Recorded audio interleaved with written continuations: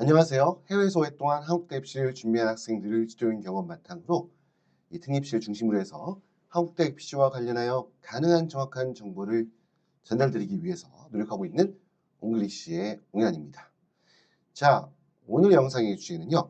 제외한국학교 성적대별 입시 대비 전략이라고 주제를 삼았는데요. 해외에 이제 우리 한국 학생들이 다니는 학교 형태는 굉장히 다양하죠. 보통 이제 많이 거론되는 학교들은 보통 이제 뭐 IB, AP, A레벨 같은 국제학교에서부터 시작해서 이런 그 제외 한국학교, 보통 우리가 이름이 한국국제학교 혹은 뭐 한국학교 이렇게 이런 이름으로 이제 명칭이 불리는데요. 보통 줄여서는 약자로 보통 뭐 코리안 인터내셔널 스쿨에서 뭐 KI라고 하는 뭐 KIS 이런 부분들이 학교 이름에 붙어 있게 됩니다. 자, 아무튼 이런 학교에 다니는 아이들, 물론 오늘 영상의 주제 아니지만 지역 현지에 있는 현지 사립학교나 아니면 현지의 공립학교를 다니는 친구들도 있습니다. 이제 그런 학생들을 기준으로 하는 거에 대해서는 또 기회가 닿으면 또 영상으로 설명을 드리도록 하고요. 자, 아무튼 오늘은 제외한국학교, 한국국제학교 KIS에 다니는 학생들의 성적대별 입시대비 전략에 대해서 설명을 드리는 시간을 가질 텐데요. 항상 제가 성적대비 입시대비 전략을 설명드릴 때 항상 조심스러운 부분이 제가 다른 영상에서 정성평가에 따른 특례 입시의 어떤 그 합격선의 특징이라는 설명을 여러 차례 드리는데 여기서 드린 핵심은 사실 컷라인이라는 게 분명히 존재하지는 않습니다. 정성평가는 학생이 제출한 모든 성적 자료를 종합적으로 파악해서 학생을 평가하는 방식이기 때문에 절대 개별 시험에 대한 컷라인은 없습니다. 그럼에도 불구하고 제가 한번 설명을 드리다 보면 여기 나와 있는 그 PPT에 나와 있는 그 숫자 하나하나에 너무 주목하셔가지고 야 이게 정해진 컷라인이다라고 이렇게 어떻게 보면 단정 짓거나 오해하시는 분들이 있기 때문에 그 부분 조금 주의를 부탁을 드리고요. 자, 아무튼 서론 너무 길면 안 그래도 제가 앞서 이제 그 특례 자격조건 관련해서 설명드린 영상에도 보니까 앞에 이제 서론이 좀 길다. 아무래도 서론이 너무 길면 본론에 집중하는데 좀 마이너스가 되겠죠. 자, 그런 의미에서 이 정도 말씀드리고 본격적인 내용 하나하나 살펴보는 시간 가지도록 하겠습니다. 자, 그러면 제외한국학교 성적대별 입시 전략에 대한 설명을 드릴 텐데요. 큰 카테고리는 최상위권, 차상위권, 중위권, 뭐 중하위권, 그리고 극상위권이라고 하는 내용으로 분리해서 설명을 드린다라는 점 참고하시고요. 자, 그럼 본격적인 내용 들어가겠습니다. 자, 일단 제한국학교에서 공부한 학생들의 대학 입시를 준비하는 데 있어 특징, 그러니까 대학에서 평가하는 제한국학교 학생들을 평가하는 방식에 대한 특징, 요 부분부터 먼저 정리해 드리려고 하는데요.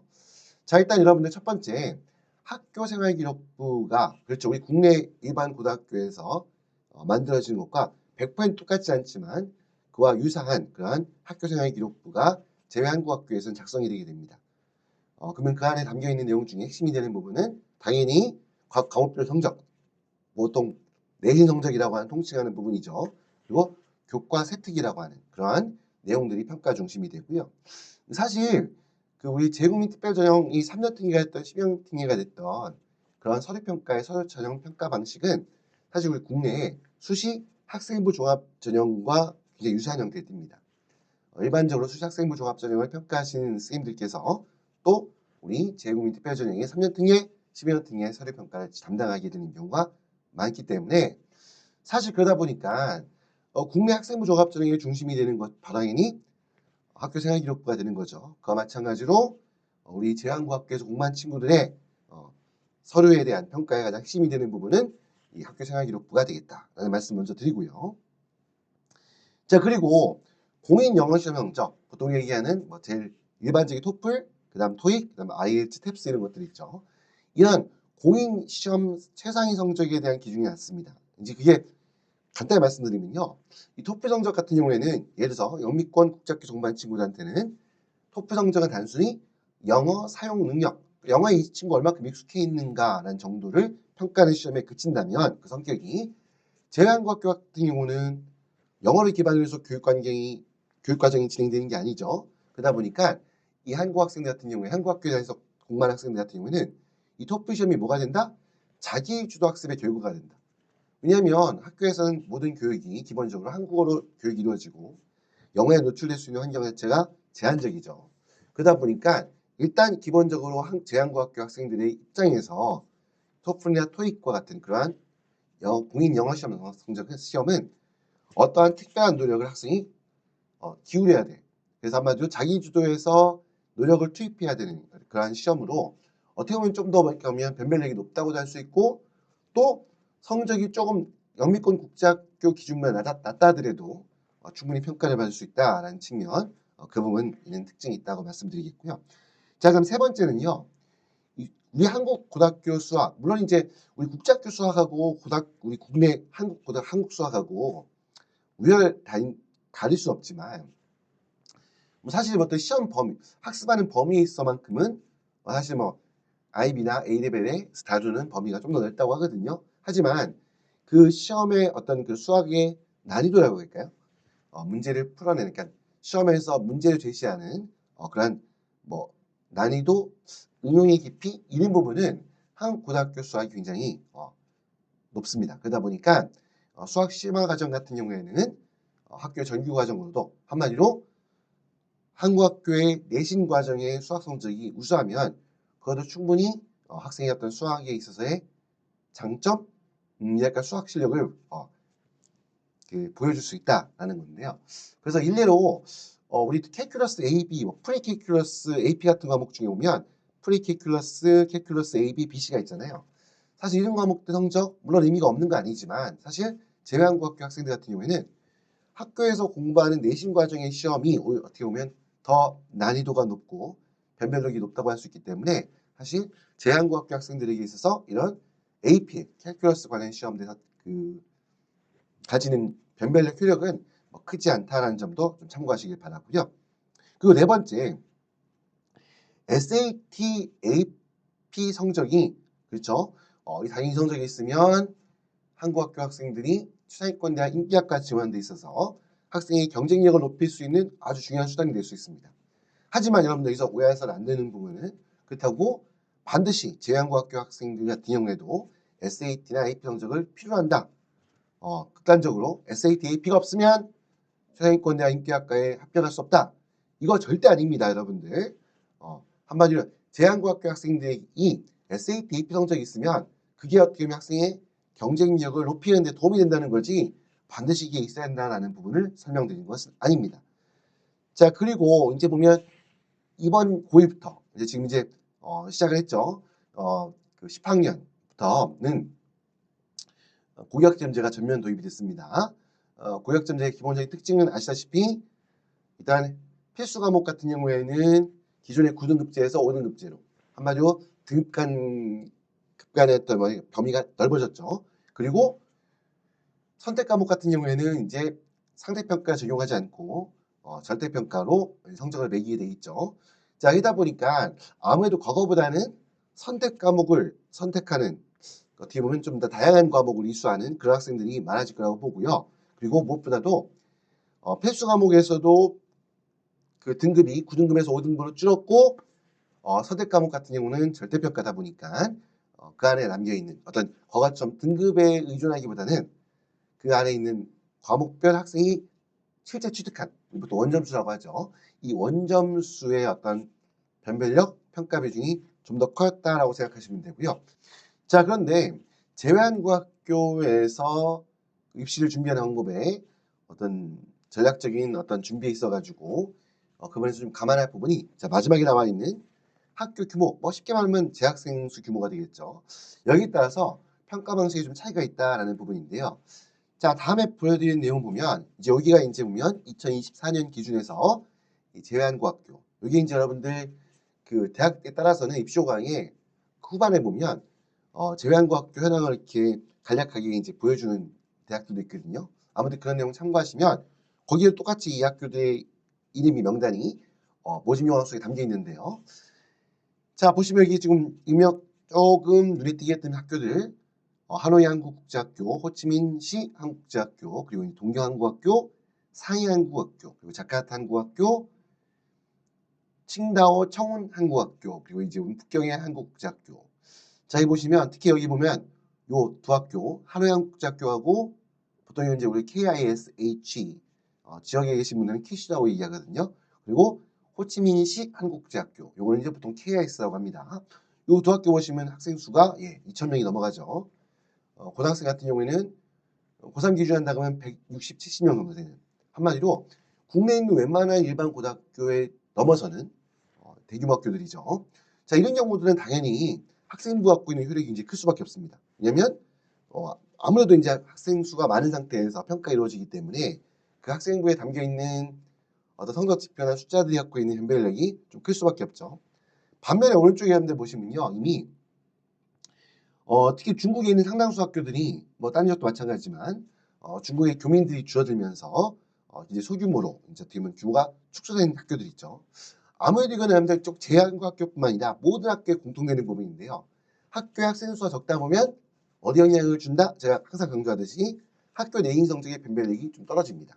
자, 그러다 보니까 이런 경우에는 아무래도 규모가 작은 학교 같은 경우에는 학교에서 자체적으로 받은 내인 성적의 변별력이 약할 수밖에 없다 보니까 이런 경우에는 아무래도 상대적으로 그 학교의 학생부에 담기지 않은 별도의 어떤 그러한 선호 지표를 필요로 할 수 있는 가능성이 좀 더 커진다. 이렇게 아마 이해를 하시면 좋을 것 같습니다.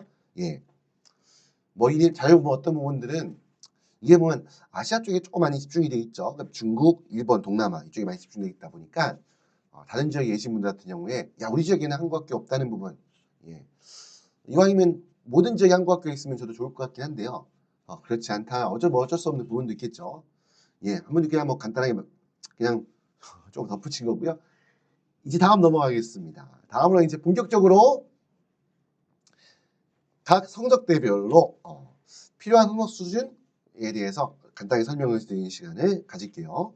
자, 첫 번째 수사권 대학교도 있는데 여기 보면 서울대를 기점 포인트로 해서 연세대, 고려대, 뭐 성균관대, 한양대 주로 이제 특히 이제 인기학과들 보통 하면 이제 요즘은 이공계들이겠죠. 이 뭐 카이스트도 여기 포함될 수도 있고 그 외에도 뭐 요즘 유니스트라든지 이런 학교들 있을 수 있는데 이런 카이스트나 유니스트와 같은 과학기술원들은 이게 엄밀한 분류를 따지면 수시 학종으로 넘어가는 부분이기 때문에 오늘 여기서는 다루지 않고요. 아무튼 이런 학교들에 합격하기 위해서 특히 이런 대학들의 인기학과에 합격하기 위해서 어느 정도 성적을 확보할 필요가 있느냐?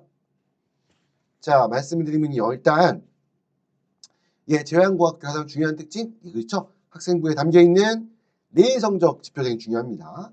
일단 당연히 성취도는 모든 과목에 A가 나오는 게 좋고요.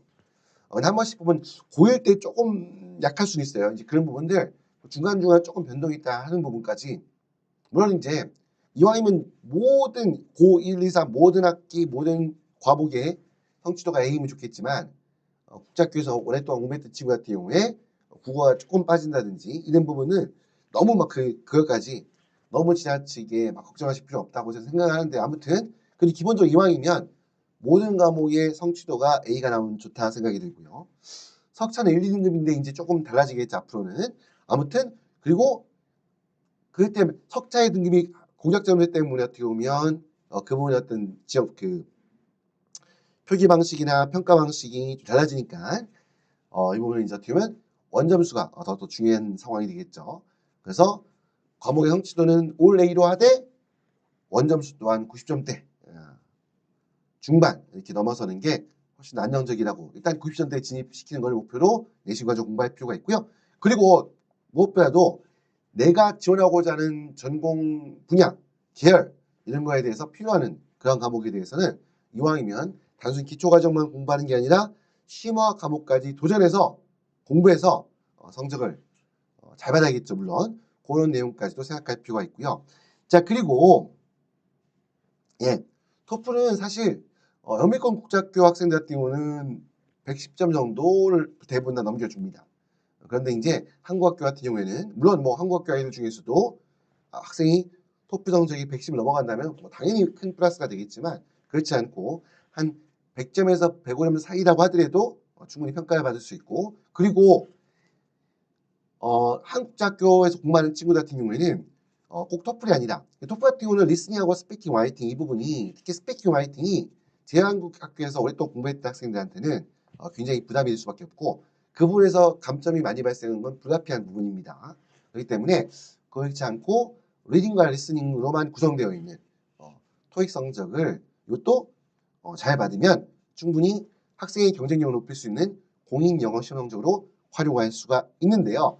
여기 900점이 넘으면 이 900점이 대학마다 조금씩 기준이 틀릴 수 있긴 하지만 그래도 토플로 기준이었을 때는 105점 전후로 인정받을 수 있는 뭐 어떤 대학에 따라서는 요즘은 토익도 난이도가 조금씩 올라가고 있기 때문에 토익 900점 이상 넘어간다 그러면 105점 이상의 어떤 그러한 변별력을 가질 수 있다라는 부분 참고하시기 바랍니다.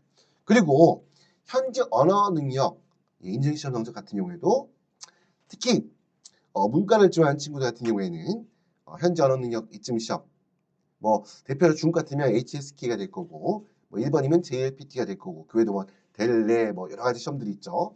이런 시험들 성적이 아무런 의미가 없는 게 아닙니다. 충분히 이것 또한 학생의 자기 주도적인 학습 능력, 학습 내 노력 좀 더 길게 보자면 포괄 쪽 보자면 학습 태도에 대한 행동을 할 수 있겠죠. 이런 부분을 입증할 수 있는 서류로 활용될 수 있다는 거 기억하시고요. 그리고 자 5번, 6번 다시 한번 미리 주의사항 말씀드리면 반드시 아닙니다. 이게 없다 해서 뭐 떨어진다 아닙니다. 하지만 지원 전공 관련해서 AP 성적을 2과목에서 5과목까지 확보한다고 한다면 그리고 SAT도 여러분들 보통은 영미권 국제학교 같은 경우에는 수사위권 대학 인기학과에서 들어갈 때 보통 1500점 이상을 많이 말씀드리는데요.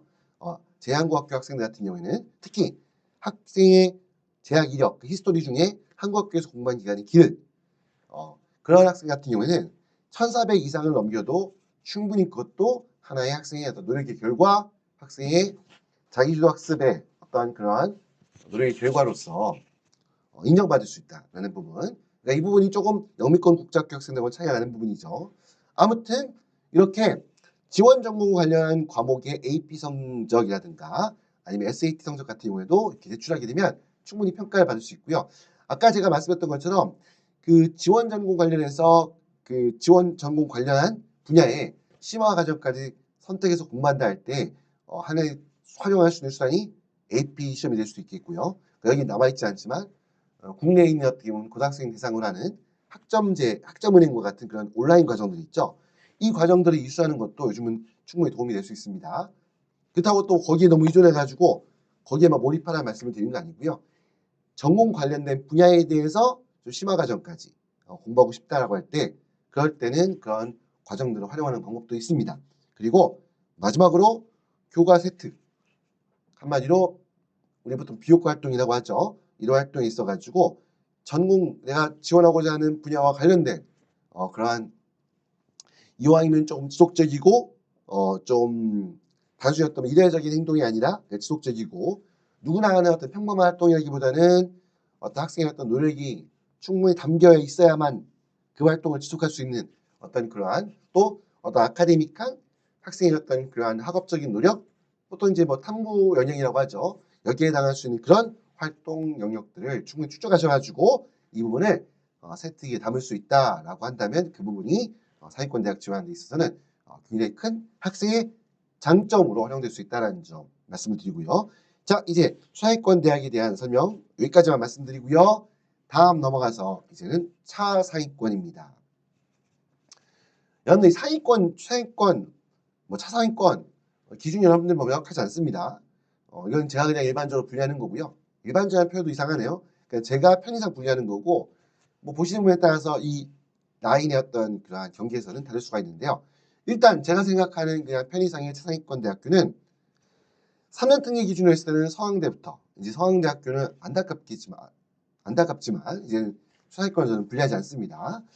상위권으로 봐서 서강대, 중앙대, 한국여대, 경희대, 이화여대 이 정도 건국대까지도 건국대학교 같은 경우는 이제 필답을 보는 3년 특례에서 경희대학교와 건국대학교는 필답 전형으로 학생을 뽑는 대학이죠.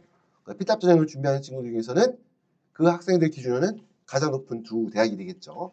그렇게 되고 12년 특례 같은 경우는 특히 여기 보면 연대나 성균관대, 한양대 같은 경우에는요.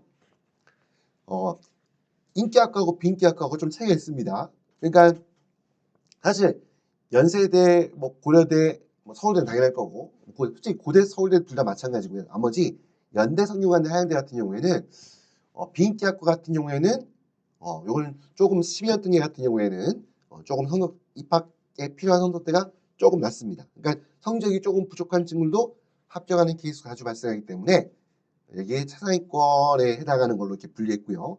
자, 그다음 이제 12년 등에서 서강대학교. 이 서강대학교는 좀 덧붙이자면요.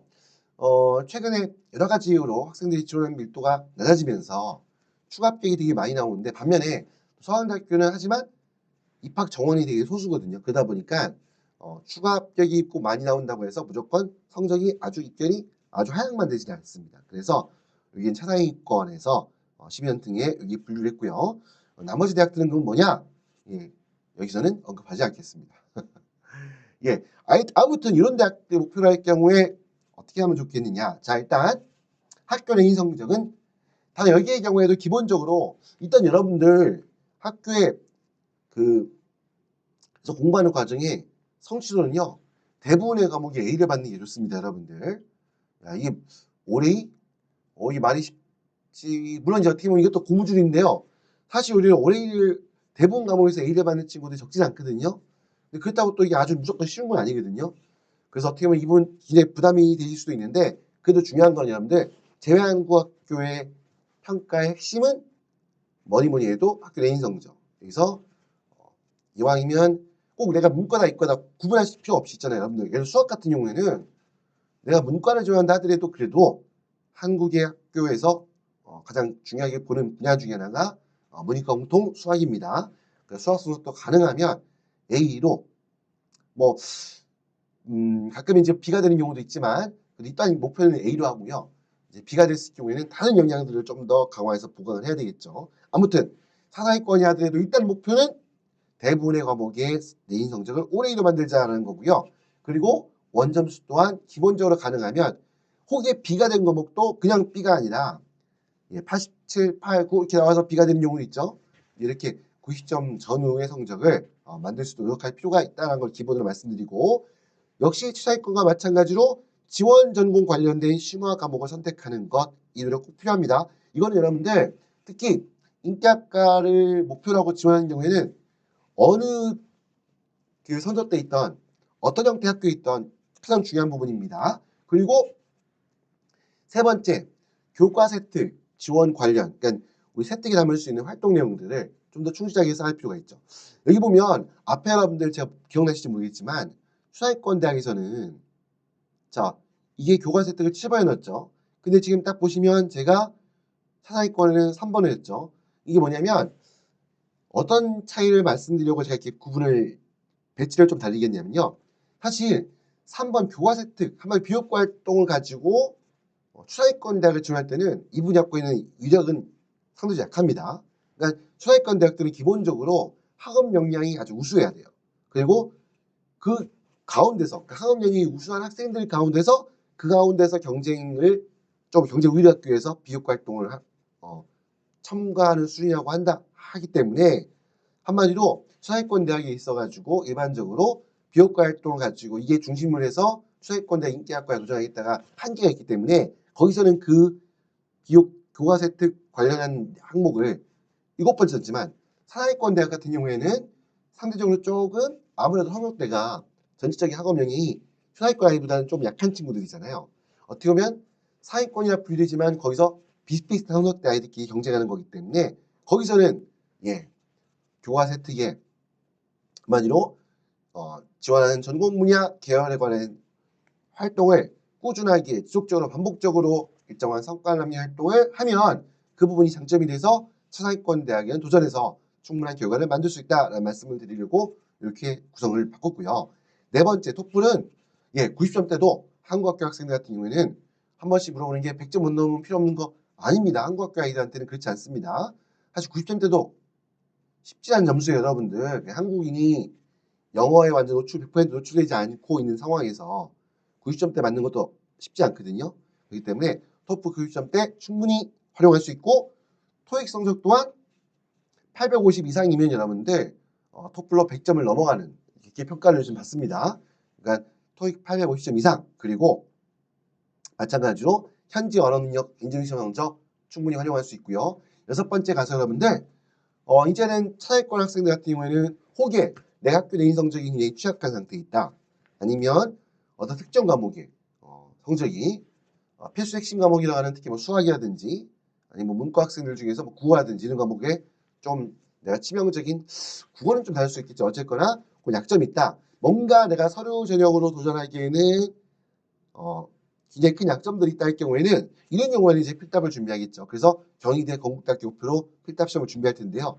참고로 말씀드리면 과거에 비해서 서류 전형을 통해서 학생을 선발한 대학들이 폭이 굉장히 넓어지다 보니까 요즘은 필답 전형을 준비한 친구들이 상대적으로 많이 줄었거든요. 그러다 보니까 이러한 영향으로 경희대 건국대학교 필답 시험의 합격 입결 성적도 좀 낮아지고 있다. 그래서 사회과 학생들 같은 경우에는 노력을 하면 노력 여하에 따라서 이런 경희대나 건국대 필답 전형에 도전해서 합격할 수 있는 가능성이 과거보다 높아졌다라는 부분 참고하셔가지고 이 부분도 한번 여러분들 입시 전략을 짜는데 세운 데 있어가지고 참고했으면 좋겠다는 생각이 들고요. 예. 이제는 중위권 대학 입시 대비 전략인데요. 제가 너무 숨가쁘게 달려와서 말이 너무 빨랐던 거 아닌가 생각이 들어서 조금 스피드를 낮추겠습니다. 예, 중위권 대학 입시 대비 전략인데요. 자, 이제 중위권 대학들 뭐 어떤 대학들이 있느냐 일일이 거론하지 않았지만 기본적으로 이제 뭐 우리 3년 특위 기준한다 그러면 뭐 동국대가 이제 올해부터 필답 전형을 하지 않고 서류 평가로 학생을 뽑고 있죠.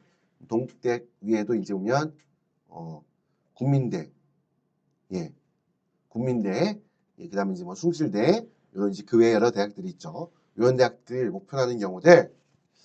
자, 이 친구들 이게 중위권 대학 목표로 하는 친구들의 가장 기본적인 일반적인 성적은 평균 성적이 평균 수준. 그러니까 이게 목표가 아니죠, 여러분들. 목표가 아니라 보통 과거에 이제 과거가 될까요? 아직도 뭐 물론 고위고사만 적용되니까 9등급 기준으로 하면 4, 5등급 여기 딱 가운데 분포하고 있는 가장 넓은 포션을 차지하고 있는 이 친구들이 해당되겠죠. 이 친구들이 이 친구들은 중위권 대학을 가기 위해서 사실 여러분들 한국작교에서뿐만 아니라 이런 평균 성적이 된 친구들이 굉장히 많아요. 이런 포션이 제가 항상 설명할 때 제가 항상 강조해서 많이 이제 말씀드리는데요. 최상위권에 있는 한 넓게 봤을 때 상위권까지 한 30%, 그리고 하위인 한 20% 뺀 나머지 가운데 50%가 중위권에 해당한다고 보는데 이 전체 2명 중에 1명에 해당하는 절반에 해당하는 50% 학생들의 성적대는 다 굉장히 비슷비슷합니다. 도진계진이라고 하죠. 보통 우리 편하게 할 때는 도찐개찐이라고 하는데 이 도찐개찐 그냥 다 별다른 성적대 있는 친구들이 많아요. 그럼 여기서 그럼 이 친구들 안에서 경쟁할 때 그러면 어떻게 하면 되겠느냐? 뭔가 다 평범한 가운데서 하나를 확실하게 노력을 해서 그냥이 아니겠죠. 뭔가 하나에 노력을 해서 그 평범한 아이들과 차별을 둘 수 있는 한두 가지의 어떤 장점을 만들어내면 되겠죠. 그렇죠, 맞죠? 그러면 그게 무기가 돼서 중위권대학을 도전해서 합격할 수 있거든요. 그래서 첫 번째, 일단 내신 성적이 중간에 있다 그러면 뭐 과목별 상수도 같은 경우는 굉장히 이제 다양한 알파벳이 등장하겠죠. 뭐 A, B, C 뭐 여러 가지가 등장할 텐데 이제 그 부분은 어쩔 수 없다 하더라도 중요한 거는 최소한 내가 지원하려고 하는 전공과 관련된 핵심 과목들에서만큼은 그것만큼은 A를 받을 필요가 있다.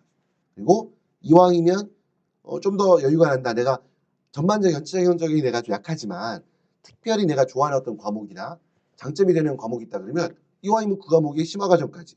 그러니까 꼭 우리 AP라는 과목이 꼭 상위권 아이들의 전형은 아닙니다. 중위권 학생들 중에서도 내가 어떤 특정 과목에 대해서만큼은 정말 자신 있다 그러면 그럼 그 과목이 AP까지도 확장할 수 있는 거겠죠. 그래서 어떤 전공 관련된 핵심 과목에 대해서 내가 장점이 되는 자신 있어 하는 과목을 심화 과정까지 해서 거기에 어떤 결과를 남긴다 그러면 충분히 장점 무기가 될 수 있겠죠. 그리고 토익 성적도 750 이 성적이 아주 높은 성적 아니지만 흔히 마지막에 대입 남겨놓고 1년 정도 남겨놓은 상태에서 내가 입시 활동으로 노력을 해서 어떤 그런 자기주도 학습을 통해서 750 이상 800 가까운 점수 남긴다 그러면 이 또한 중위권 대학을 지원하는 한마디로 성적이 평범한 비슷한 친구들 가운데서는 차별성을 학생이 만큼 노력을 했구나라고 하는 차별성을 보일 수 있는 무기가 될 수 있다는 거고요. 역시 네 번째 중위권 학생들 같은 경우 국어, 영어, 수학 아까 말씀드렸던 것처럼 경희대학교, 건국대 특히 경희대는 이제 뭐 문과, 국어, 이과, 수학밖에 안 보잖아요. 그러면 중위권 학생들 중에서도 국어에 특별히 장점이 있는 친구도 있을 수 있고 수학을 특별히 잘하는 친구가 있을 수 있죠. 그럼 이런 친구들은 내가 국어나 어떤 수학의 어떤 장점을 활용해서 경희대학교에 도전할 수 있는 거고요. 그리고 건국대학교는 마찬가지고요. 그리고 여러분들 보시면 특히 필답 시험 실시하는 학교 중에서도 조금 이제 중위에 내려와 있는 뭐 인하대, 아주대라든지 그 외 학교들 같은 경우에는요. 사실 합격성이 높지가 않습니다. 그렇기 때문에 충분히 중위권 학생들 노력을 기울이면 준비를 해주시면 그런 필답 지정 대학들 도전해서 합격하는 게 가능하다라는 부분도 염두에서 입시 전략, 입시 준비를 하셨으면 좋겠습니다. 자, 이제 여러분들 마지막으로 여러분들 이제 극상위 표현이 극상위입니다. 특히 여러분들 여기 써 있는 특히 의대 같은 경우는 아무리 여러분들 알다시피 재외국민 특별전형에서는 뽑는 숫자가 굉장히 제한적입니다.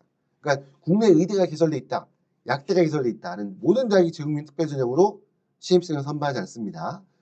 국내에 의대, 약대가 개설되어 있는 대학들 중에서도 일부 대학들이 재외국민 특별전형으로 신입생을 선발하고 있고요.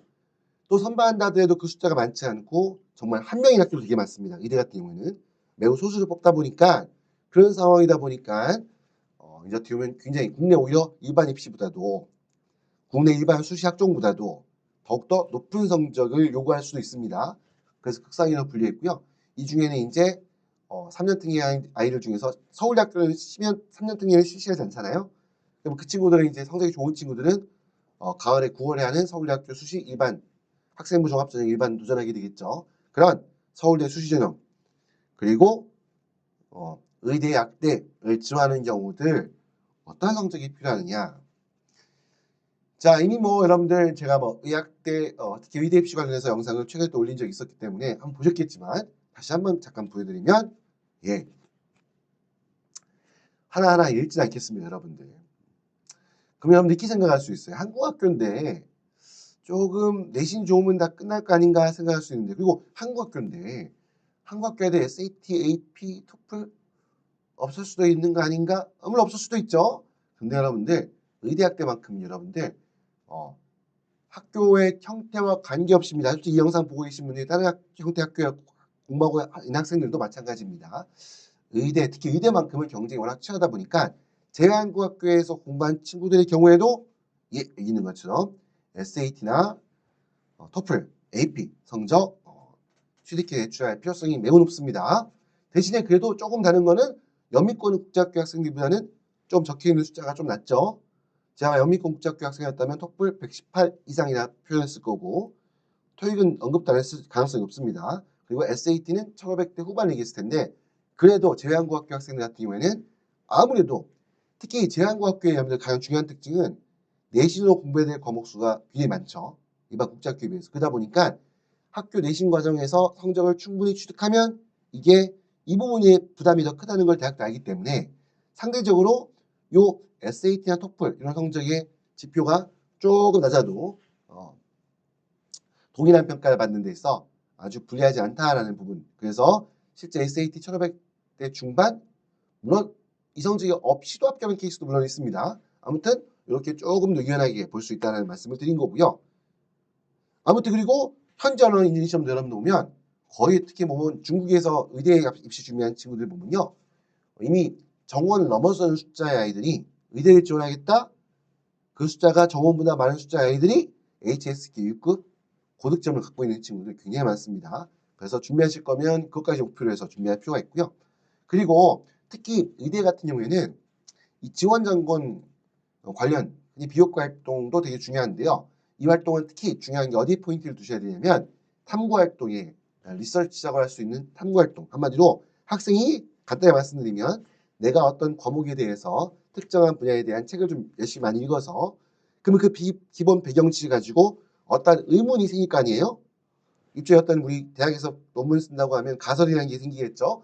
가설을 세우고 거기에 대해서 그걸 연구하고 공부하고 책을 읽고 그래서 그에 대해서 어떤 나름대로 학생이 할 수 있는 범위 내에서 연구하는 어떤 그러한 이런 탐구 활동 이 부분이 굉장히 중요합니다. 이 정도만 말씀을 드리고요. 아무튼 이 12년 그 3년 특기 아이들 중에서 서울대학교 수시를 지원한 친구들 물론 서울대 수시는 좀 틀립니다. 왜냐하면 토플 성적 안 들어가죠. 그리고 학교의 교과 과정이 아니기 때문에 SAT, AP는 틀리지만 그러면 사실 그 부분은 조금 이게 좀 안 맞을 수 있어요. 오해하지 마시고요. 그 나중에 따로 말씀을 드리고 일단 이 페이지에 있는 핵심적인 내용은 의대, 특히 의대나 약대를 지원하고자 하는 학생들 같은 경우에는 물론 이 목표에 다 도달하지 못할 수는 있죠. 하지만 기본적으로 준비하는 과정에서는 제가 써드린 요 내용들은 기본적인 목표로 하고 이 정도는 필요한다. 라는 부분 명심하시고 준비했으면 좋겠다는 생각이 들고요. 자, 지금까지 영상 시청하시면서 한 가지 의문, 하위권은요? 라고 한번 물어보시는 분들이 계실 것 같은데요. 사실 제가 이 하위권을 따로 가지지 않은 것은 아까 잠깐 말씀했던 것처럼 재국민 특별전형에서 주인권의 범위 기회를 했습니다. 전체 2명 중에 1명이라고 했죠. 그 50%에 달한다 그러면 사실 엄밀하게 말하면 하위권으로 불릴 수도 있는 학생들도 주인권의 범위에 넣을 수 있는 거죠. 그만큼 성역대가 고만고만한 비슷한 성역대 아이들이 굉장히 많습니다. 그렇기 때문에 이 학교가 워낙 다양하고 학교 형태도 틀리고 성역지가 틀리다 보니까 엄청나게 많은 다양한 형태의 어떤 그러한 성역 지표들을 막 IB, AP, 뭐 A레벨, 뭐 일반 국제학교 아니면 사립학교, 공립학교 온갖 형태들이 있죠. 그럼 거기서 보여지는 성적 지표들이 그냥 특징 없이 평범한 이런 친구들이 한두 명이겠어요, 솔직히. 그러면 그 친구들 때문에 거기서 그 하나하나 가지고 애는 주인권, 하위권, 이 내인 성적을 갖다가 어디가 좀 더 우수하고 어디가 좀 못하고 이걸 구분하는 게 얼마큼 가능할까요? 어렵지 않습니까? 그렇기 때문에 주인권 아이들이 준비하는, 그래서 제가 주인권 때 학생들이 준비하는 과정에 대해서 포인트들을 말씀드렸죠. 그대로 준용하면 돼요. 예를 들어 토익 성적 같은 경우에도 사실 700점 넘기는 게 아주 어려운 점수가 아니에요. 막상 해보면 여러분들 우리 아이 영어 공부 다인데 원강은 700점 아닙니다. 막상 마지막 2년 동안 타이트하게 하면 그 정도 성적 가지는 것도 가능하거든요.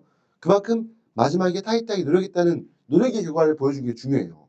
그러니까 그 전까지 내가 고2 때까지 열심히 비록 안 했지만 그냥 당연히 그냥 하위권에 있었겠죠. 하지만 내가 이제 정신을 차리고 제가 그렇게 좋아하는 표현 아니긴 하지만 아무튼 쉽게 정신을 차리고 이제 대학 가기 위해서 열심히 공부하겠다. 라고 해서 준비해서 마지막 준비하는 모습을 보여주면 그것도 충분히 좋은 평가. 특히 흔히 말했을 때 보면 특례에서만큼은 아무래도 인서울의 주요 대학들이 대부분의 학생들이 흡수하다 보니까 하위권으로 분류되는 연세대학교 미래라든지 하양대학교 에리카, 뭐 외대 글로벌 이런 학교들 같은 경우 지원할 때 있어서는 충분히 그런 어떤 성적을 한두 가지를 보완해서도 하위권이라고 불리는 학생들도 도전해서 그 대학들에 본인이 원하는 과에 합격할 수 있다라는 부분 마지막으로 설명 덧붙이면서요. 자, 오늘 이렇게 해서 제외한국학교 학생들, 한국학교 학생들에 있어가지고 성역대별 입시 전략에 대해서 설명을 드리는 어떤 그런 시간을 가졌습니다. 오늘 설명을 드린 내용 여러분들 한국대 입시를 준비하는 데 있어가지고 큰 도움이 되셨기를 바라고요. 오늘 설명드린 내용 도움이 되셨다면 구독과 좋아요 부탁을 드리면서 지금까지 옹글리쉬의 옹이란이었습니다. 감사합니다.